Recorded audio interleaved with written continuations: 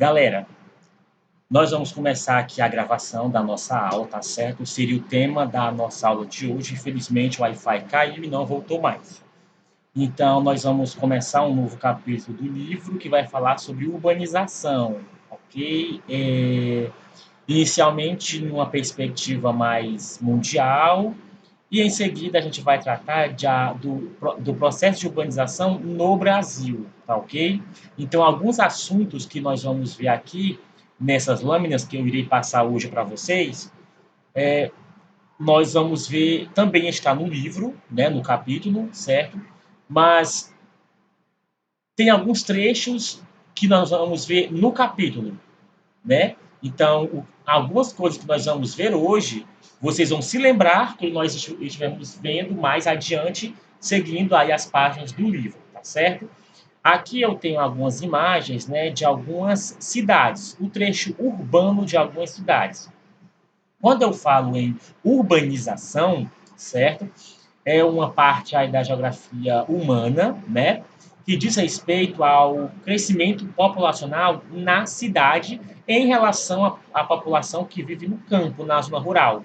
Ou seja, urbanização é o crescimento da população na cidade, em detrimento da população que vive no campo. Então, nós passamos a compreender que, com o processo de urbanização, as cidades elas vão crescendo devido a esse crescimento, a essa concentração populacional na sede, né, na zona urbana, enquanto na zona rural a população ela vai o quê? Diminuindo, ela fica mais pequena, né, em sua quantidade, tá ok? Então, para a gente compreender esse processo, né, de urbanização, essa concentração populacional nas cidades, nós temos que entender o que aconteceu lá atrás, ou seja, nós temos que voltar no tempo, né? Então, o processo de urbanização, como nós conhecemos hoje, o aumento populacional, a concentração populacional na cidade, como nós vemos hoje, teve início com o surgimento da indústria, certo? Certo? Teve início com a industrialização na segunda metade do século XVIII, que começou lá na Inglaterra, tá ok? Então, o que foi que aconteceu, né? No campo, impulsiona a modernização agrícola, concentrando terras e diminuindo a oferta de postos de trabalho. Ou seja, quando a indústria surgiu na Inglaterra, ela se concentrou na cidade. A indústria também favoreceu para o processo de modernização, de mecanização do campo, né, da zona rural, onde se pratica a agricultura, com as máquinas agrícolas. Então, a agricultura passou a ser mecanizada, tecnológica, né? Aumentou aí a produção. Com a mecanização e modernização da agricultura, ocorre também a alta concentração de terras, né? Poucos donos de muitas terras, e uma das consequências da mecanização do campo e da concentração de terras é a diminuição da oferta de postos de trabalho no campo. Ou seja, muitos trabalhadores rurais, agricultores, eles ficaram sem trabalho, ficaram desempregados. Então, tudo isso foi um fator de repulsão no campo. Ou seja, a população que vivia no campo, diante de todas essas mudanças causadas pela industrialização, né, foi forçada a migrar do campo para a cidade. Né? Essa migração da população do campo para a cidade é chamada de êxodo rural, tá certo? Que é a saída, né, da população do campo para a cidade. E na cidade, onde se concentra a atividade industrial, ocorre um aumento da oferta de empregos e causa a melhoria da infraestrutura. E esses são fatores de atração, ou seja, a população do campo que foi expulsa, né, ela se dirigiu para a cidade por meio do êxodo rural, porque na cidade tinha fatores atrativos, tinha a indústria, tinha emprego, tinha a população do campo tinha essas vistas de melhores condições de vida na cidade, né? E essa situação, ok, essa população sai do campo em grande quantidade, devido a todas essas transformações causadas pela industrialização, levou a um aumento populacional da cidade em relação ao campo. E esse aumento populacional na cidade em relação à população do campo é chamado de urbanização. Tá ok? Então, o processo de urbanização foi uma consequência do processo de industrialização que iniciou-se na Inglaterra com a Revolução Industrial no século XVIII, né? E em nossos dias está vivendo o ápice, né? A nível mundial, mais de 50% da população mundial hoje vive nas cidades. No Brasil, 85% da população atualmente está vivendo nas cidades, tá certo?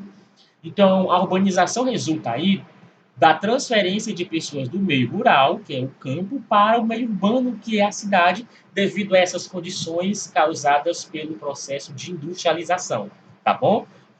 Então, a ideia de urbanização está ligada à associação, está associada à concentração de muitas pessoas em um espaço restrito, que é a cidade, né?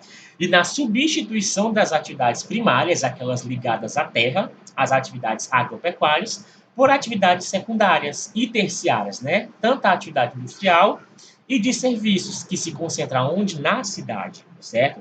Por se tratar de um processo, ou seja, né, que teve um começo, teve o seu meio e está em seu ápice, né? Costuma-se conceituar a urbanização como sendo o aumento da população urbana em relação à população rural, ou seja, o aumento da população na cidade em relação à população que está vivendo no campo.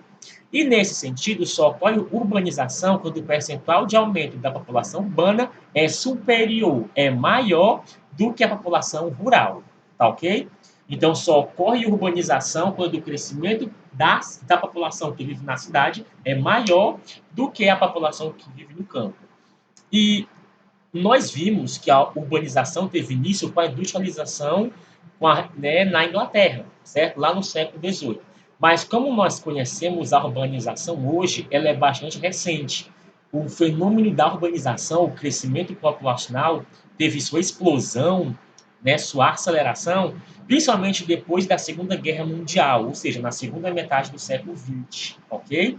Então, apesar de o processo de urbanização ter se iniciado com a Revolução Industrial, foi até meados do século XX um fenômeno relativamente lento e circunscrito. Ou seja, desde a Revolução Industrial até a primeira metade do século XX, a urbanização, o crescimento populacional nas cidades foi lento, certo?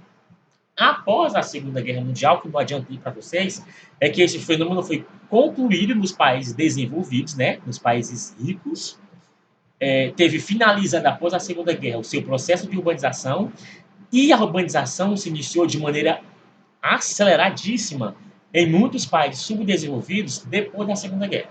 Né? Depois da Segunda Guerra, a urbanização estabilizou nos países ricos e acelerou nos países subdesenvolvidos, né? Nos países pobres. Na maioria dos países latino-americanos, inclusive o Brasil, né?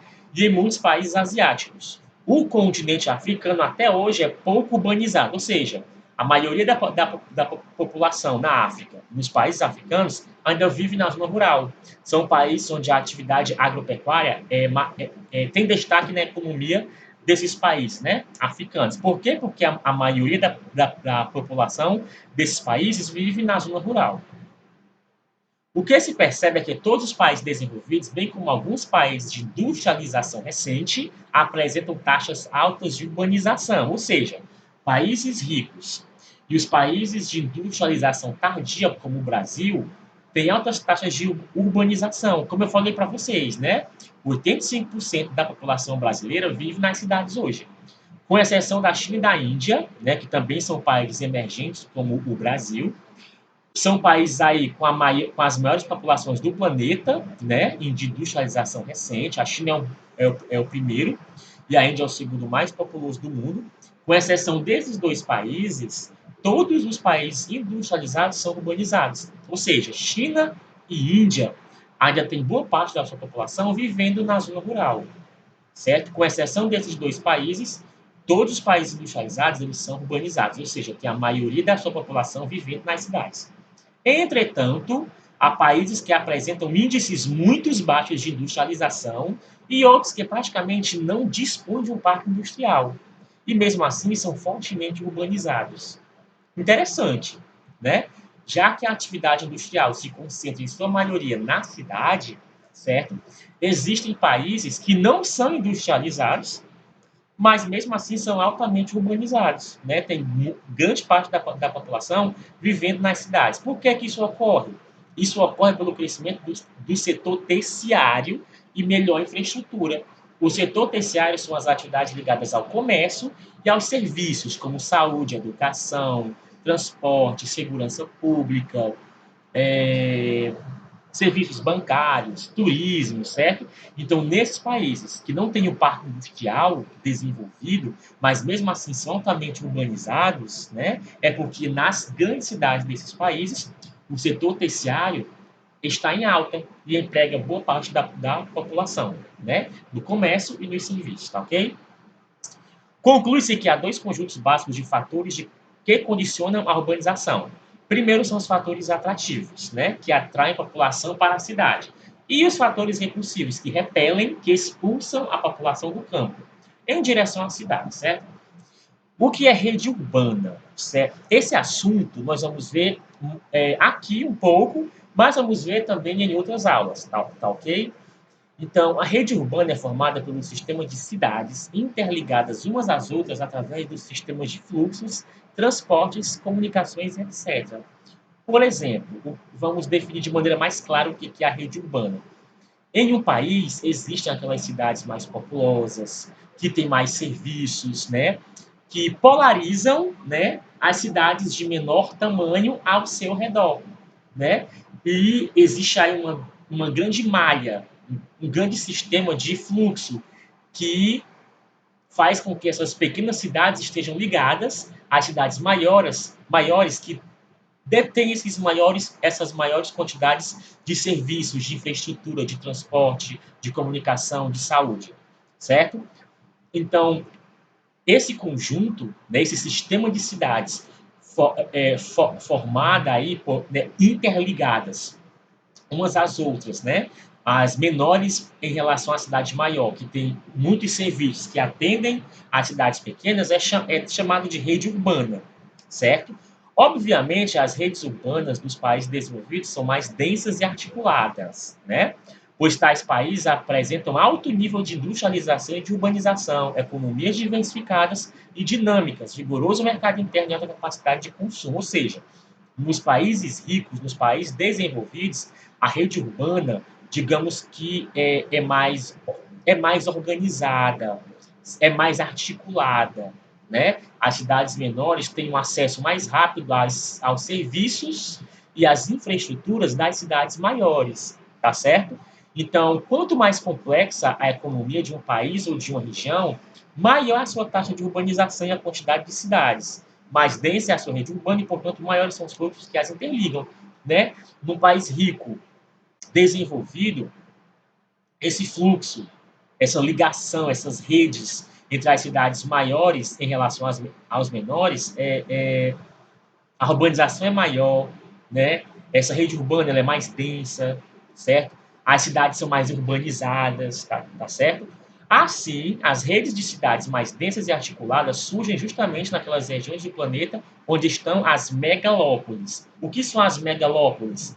São metrópoles, né? Cidades altamente populosas, diversificadas em seus serviços e infraestrutura, que elas crescem tanto a sua concentração populacional que elas chegam a juntar-se com as outras. Né? Esse processo é chamado de conurbação. E, se eu não me engano, nós já vimos o que significa esse processo de conurbação. Né? São quando as cidades elas crescem horizontalmente, porque a população vai crescendo, e elas se interligam umas às outras sem definir o limite físico entre elas. Né? Quando isso acontece, surgem as chamadas regiões metropolitanas, né? Que é formada por um município central, altamente populoso, com a diversidade de serviços que atende os municípios vizinhos, certo? É o caso de Fortaleza, São Paulo, né? Aí, quando essas metrópoles, elas crescem, continuam crescendo a concentração populacional, podem chegar a se interligar com outra metrópole. Aí é quando surge uma megalópole, certo? Ou seja, uma megalópole, a concentração populacional é muito maior do que na metrópole, tá certo? Pronto, aglomerações urbanas e conceitos importantes. Quando a gente fala de urbanização, né, é importante compreender alguns conceitos ligados à geografia urbana, né, ao estudo da cidade, certo? Então, a expansão da urbanização gerou o aparecimento de várias modalidades de aglomerações urbanas, além de termos que cada vez mais fazem parte de nosso cotidiano. Abaixo definiremos algumas dessas modalidades e termos. Primeiro, hierarquia urbana. Nós vimos o que é a rede urbana, e a rede urbana determina a hierarquia urbana, certo? Da cidade maior às cidades menores, tá bom? E o que é hierarquia urbana? No Brasil, quem determina a hierarquia urbana é o IBGE, né? O Instituto Brasileiro de Geografia e Estatística, certo? Então, a hierarquia urbana corresponde à influência que exercem as cidades maiores sobre as menores, certo? O IBGE identifica no Brasil a seguinte hierarquia urbana: metrópole nacional, metrópole regional, centro submetropolitano, capital regional e centros locais. Eu não sei se aqui vai destacar no Brasil quais cidades apresentam essas características, né? Mas se não tiver, eu posso adiantar para vocês. Por exemplo, uma metrópole nacional, São Paulo, Rio de Janeiro e Brasília, né? Que é a capital. Uma metrópole regional, Fortaleza, Recife, Salvador, né? Um centro submetropolitano, podemos destacar Campinas, no interior de São Paulo, Ribeirão Preto, né? Uma capital regional, nós podemos destacar para nós aqui Sobral, né, um centro regional importante no estado do Ceará, Juazeiro do Norte, no nosso estado também, lá no Cariri, né? E os centros locais, que são as menores aglomerações urbanas que podem existir, tá certo? A hierarquia urbana é o grau de importância das cidades sendo definida pelo poder de polarização ou de atração que uma cidade exerce sobre a outra, em função de seu equipamento urbano, oferta de bens e serviços. Fortaleza, no nosso estado, ela polariza, ela atrai, ela tem influência em todo o nosso estado. Fortaleza tem determinados serviços, né, que não tem em outros municípios pequenos, e a população desses municípios pequenos tem que se deslocar até Fortaleza para ter acesso a esses serviços, certo? Sobral exerce influência muito importante nessa região noroeste do Ceará. Por quê? Porque aqui tem serviços que polarizam, que atraem a população dos municípios vizinhos. Serviços esses que não têm em seus municípios. Por exemplo, aqui em Sobral tem várias empresas que ofertam emprego, tem várias universidades, né, que ofertam o quê? Curso superior, que não tem nos municípios vizinhos, né? Sobral tem hospitais de grande porte, clínicas que oferecem serviço de saúde que não é oferecido nos municípios vizinhos. Então, Sobral polariza, atrai, né, população dos municípios vizinhos aqui do noroeste do Ceará. Então, Sobral está na hierarquia urbana, né, numa elevação aí ok, né, de centro regional, certo? Tá ok? Pronto, olha só. Pronto, tá aqui, já adiantei para vocês. Metrópole nacional, exemplo, São Paulo, Rio de Janeiro. Metrópole regional, tem aí Belo Horizonte, Curitiba, Porto Alegre, Salvador, Fortaleza, Recife, Belém. Centro metropolitano, Natal, Vitória, Aracaju, Goiânia e Manaus. Né? Centro regional, Mossoró, Petrolina, Blumenau, Sobral. Né? Cidade local, nós podemos citar Massapê, Forquilha, né? Frecheirinha, aqui vizinho a Sobral, Miruoca, Alcântara, Moraús, Coreaú, certo? E Vila nós podemos destacar como sendo, né, aí os distritos desses municípios ou uma localidade menor, certo? Então, percebam que vai do maior ao menor. Isso é o que é hierarquia urbana, tá bom? Relação entre as cidades de uma rede urbana. Novamente, aqui vocês veem a hierarquia urbana, né? E aqui do lado também, certo? Então, isso tudo, pessoal, né?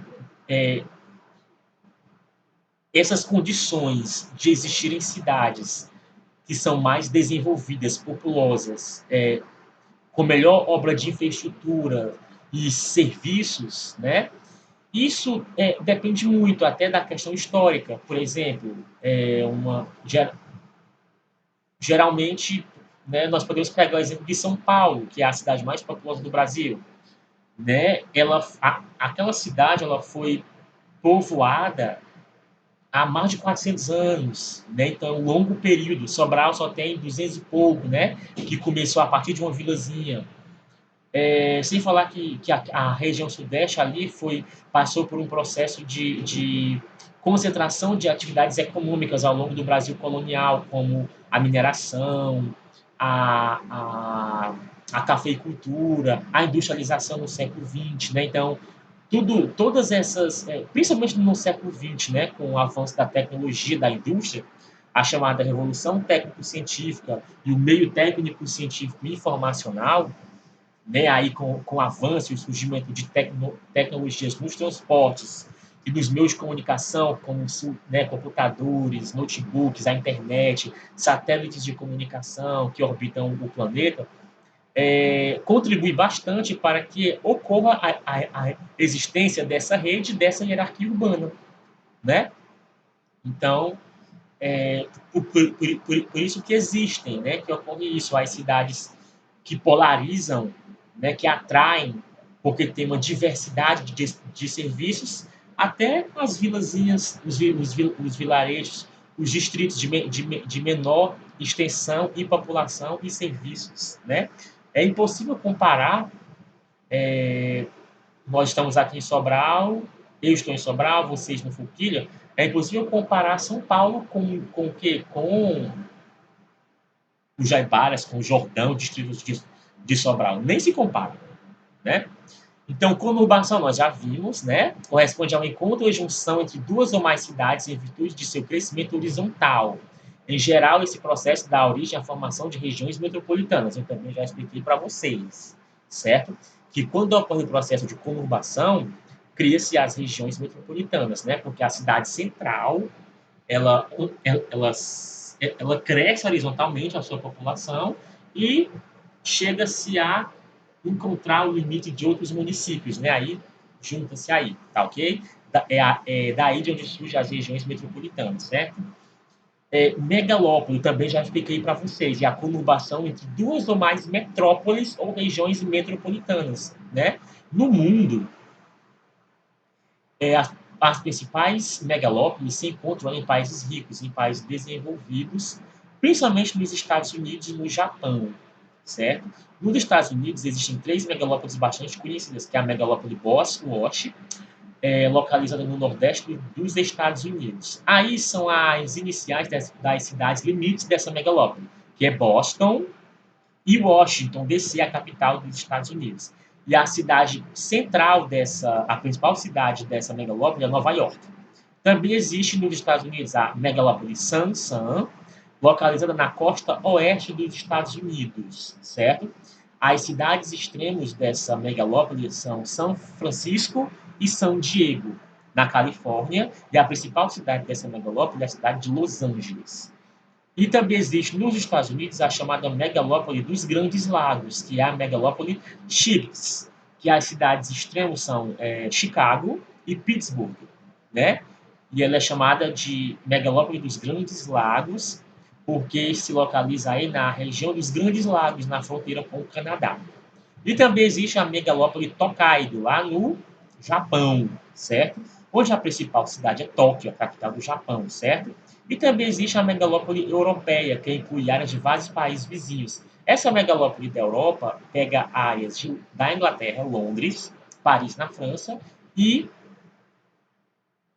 na Alemanha, né? Certo? No Brasil, nós temos uma megalópole em formação, que é a megalópole Rio-São Paulo, né?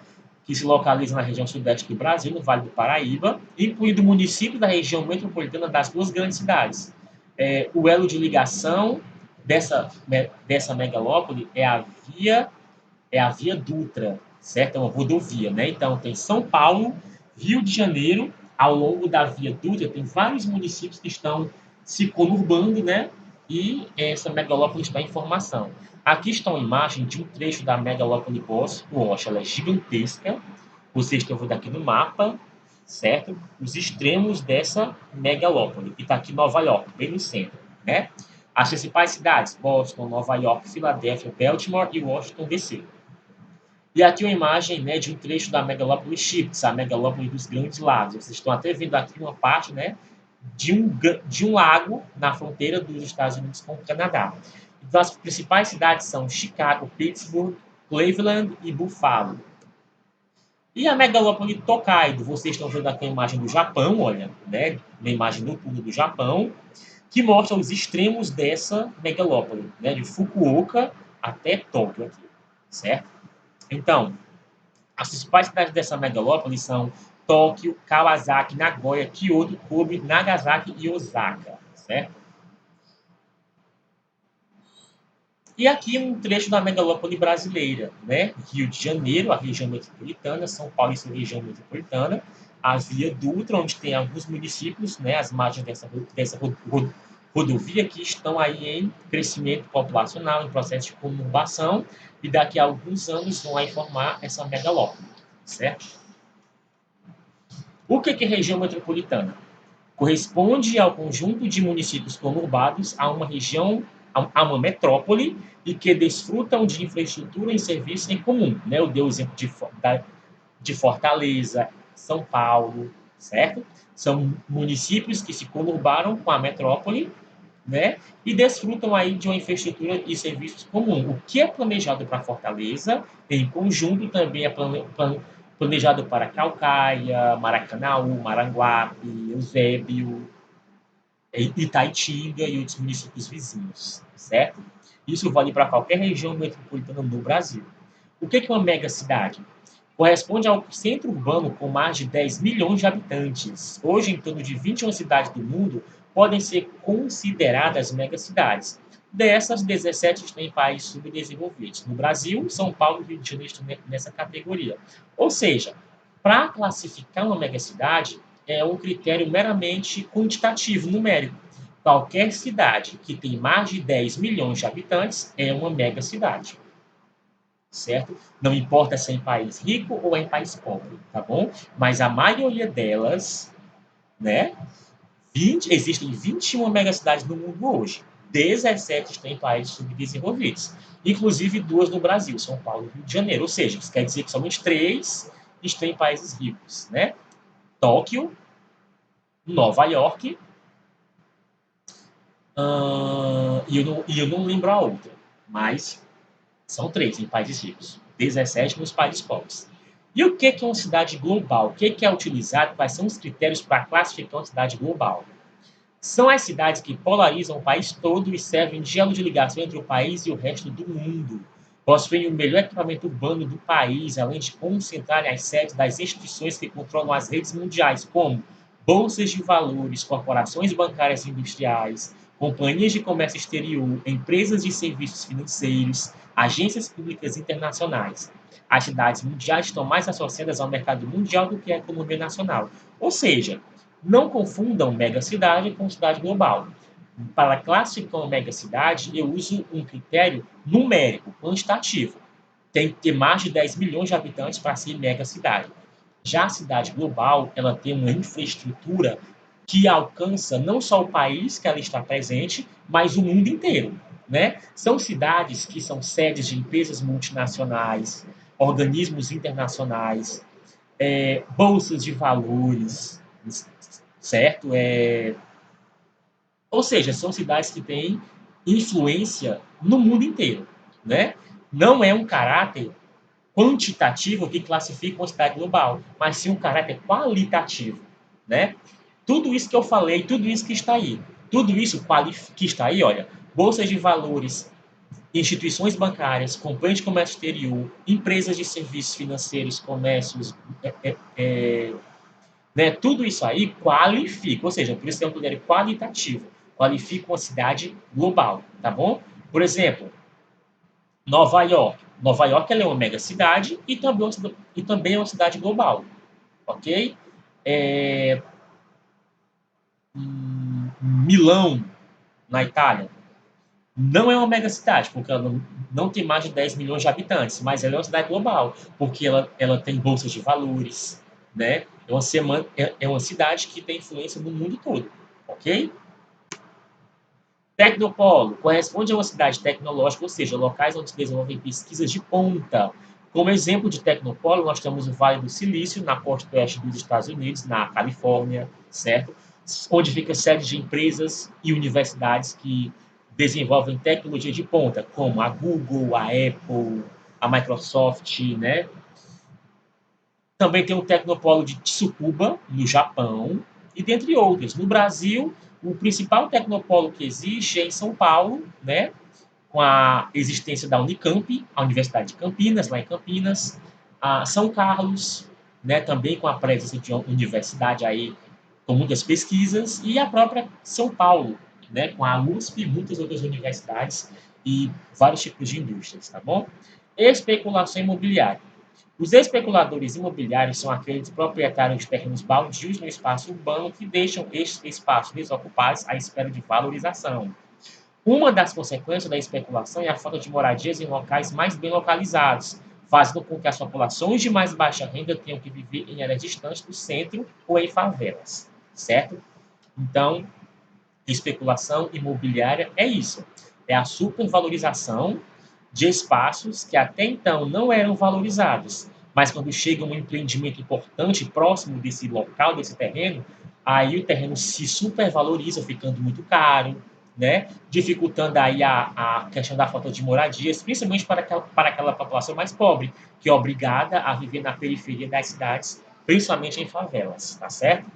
Condomínios de luxo e favelas. Os dois estão aqui juntos, pois são fruto da segregação social e econômica que se vive nas cidades, sendo eles o reflexo espacial dessas. Os condomínios são áreas fechadas, muito protegidas e bem estruturadas, onde em geral mora a elite. E as favelas são áreas sem infraestrutura adequada e com graves problemas como o tráfico de drogas, onde grande parte da população está desempregada e a maioria dela é pobre. É a chamada segregação socioespacial urbana. Os condomínios geralmente se encontram nas áreas centrais das cidades, no Brasil, né, nos países subdesenvolvidos e em desenvolvimento, e as favelas na periferia, né, concentrando a população mais pobre com seus inúmeros problemas sociais, como violência, desemprego, pobreza, né? O que é desmetropolização? Processo recente associado à diminuição dos fluxos migratórios em direção às metrópoles. Esse processo se deve, em especial, à chamada desconcentração produtiva, que faz com que empresas, em especial indústrias, se retirem dos grandes centros onde os custos de produção são maiores e se dirijam para cidades de porte médio e pequeno, onde é mais barato produzir, em função de vários fatores, como, por exemplo, incentivos fiscais. Hoje, no Brasil, cidades como Rio de Janeiro e São Paulo não são mais aquelas que recebem os maiores fluxos de imigrantes, mas sim regiões como o interior paulista, o sul do país ou até mesmo o nordeste brasileiro. Ou seja, resumindo, o que é desmetropolização? É a diminuição da ida, né, de pessoas para as grandes cidades, para as metrópoles. Em geral, esses novos fluxos populacionais estão indo para cidades de médio e pequeno porte, né? Isso ocorre porque devido a um fenômeno chamado desconcentração industrial, né? As várias indústrias que se localizavam nas grandes cidades estão indo para cidades de médio e pequeno porte devido a alguns fatores positivos econômicos, né? É, no Brasil, por exemplo, São Paulo e Rio de Janeiro não são mais os novos destinos, mas sim o interior de São Paulo, o sul do Brasil, né? E até mesmo regiões da região Nordeste, onde estão oferecendo emprego, né? Tá chegando empreendimentos, indústrias, oferecendo emprego para a população. Verticalização, processo de crescimento urbano que se manifesta através da proliferação de edifícios. A verticalização demonstra valorização do solo urbano, ou seja, quanto mais verticalizado, mais valorizado. Vertical para cima, né? Então, verticalização é esse processo de construção de edifícios, né? E a construção de edifícios, que é muito presente em capitais, em metrópoles, né? Também está ocorrendo em cidades de médio e pequeno porte. E essa ação de construir prédios é sinal que o solo urbano está se valorizando. E isso deixa mais caro, né? É claro, comprar um apartamento num prédio é caríssimo. Sobral aqui tem vários prédios sendo construídos. Então, são apartamentos 1 milhão, 2 milhões de reais, muito caros, né? Se está caro é porque está super valorizado. E aqui tem algumas diferenças no processo de urbanização, pessoal. Existem diferenças fundamentais no processo de urbanização de países desenvolvidos e subdesenvolvidos. Abaixo estão relacionados a alguns, né? Por exemplo, nos países desenvolvidos, a urbanização mais antiga, né? Foi mais antiga, está ligada em geral à primeira e segunda revolução industrial, ou seja, do século XVIII e século XIX, né? Se estabilizando no século XX, certo? Nos países ricos, o processo de urbanização. Urbanização mais lenta e num período de tempo mais longo, o que possibilitou ao espaço urbano se estruturar melhor. Ou seja, nos países ricos, o crescimento populacional na cidade em relação ao campo foi lento, foi controlado, deu mais tempo para o poder público realizar obras de infraestrutura nessas cidades para poder receber essa população que chegava do campo. Não é à toa que em cidades de países ricos, até as periferias são organizadas, certo? Não existe aquela poluição visual que existe em uma cidade de um país subdesenvolvido, né? Aquelas favelas, certo? E formação de uma rede urbana mais densa e interligada, certo? Já nos países subdesenvolvidos, a urbanização foi mais recente, né? Em especial depois da Segunda Guerra Mundial, foi um processo bastante acelerado. A população chegou na cidade, vindo do campo, em grande quantidade, de maneira muito rápida, em muitos momentos para um número reduzido de cidades, o que gerou em alguns países a chamada macrocefalia urbana, né? A alta concentração populacional somente na metrópole. E a existência de uma rede urbana bastante rarefeita e incompleta na maioria dos países, certo? Então, pessoal, existe também aí a questão dos problemas, né? Do, do, dos problemas do processo de urbanização. O crescimento populacional nas cidades, certo? Uma das consequências foi inúmeros problemas, tá certo? Então, a intensa urbanização do país, acompanhada pelo processo de metropolização, decorrente da grande concentração populacional em número reduzido de grandes cidades. A expansão horizontal das cidades que vão se encontrando é chamada de conurbação. Nós já vimos o que significa conurbação. Então, as cidades conurbadas enfrentam problemas com transportes, enchentes e excesso de lixo, certo? É um problema urbano. Regiões metropolitanas foram criadas com o objetivo de enfrentar as dificuldades decorrentes das conurbações. Ou seja, as regiões metropolitanas foram criadas para poder aí melhor administrar essas cidades e melhor trabalhar para reduzir esses problemas decorrentes da urbanização, certo? Além desses problemas, as cidades brasileiras não conseguem absorver o grande volume de mão de obra do campo, gerando uma grande massa de subempregados e desempregados. Então, o desemprego também é um grande problema aí da urbanização do Brasil, né? O mercado de trabalho não tem condições de poder absorver toda essa população que chegou da zona rural na cidade. E aí tem algumas imagens, né, que retratam problemas urbanos, violência, a poluição sonora, a favelização, né? Novamente, a questão de drogas também, certo? Poluição do ar, né? Grandes tempestades aí decorrente da questão vocês estão vendo uma área inundada. Então, numa cidade, as vias são asfaltadas. E isso dificulta a infiltração da água da chuva no solo. Então, quando chove, há grandes alagamentos, né? Deslizamentos de terra. Ou seja, problemas tanto de ordem social, como também problemas de ordem ambiental existem nas grandes cidades, no mundo e no Brasil, decorrente do processo de urbanização. Tá ok? Então, pessoal, esse é o nosso assunto da aula de hoje, né? Processo de urbanização, tá certo? Eu fico por aqui e nós nos vemos na próxima aula.